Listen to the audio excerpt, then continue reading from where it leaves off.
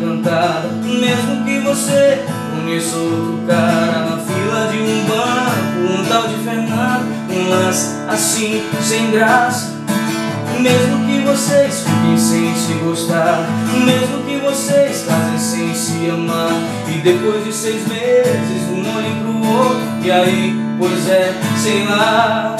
Mesmo que você suporte esse casamento por causa dos filhos, por muito tempo, 10, 20, 30 anos, até se assustar com os seus cabelos brancos. Um dia vai sentar numa cadeira de balanço, vai lembrar do tempo em que tinha 20 anos, vai lembrar de mim e se perguntar por onde esse cara deve estar.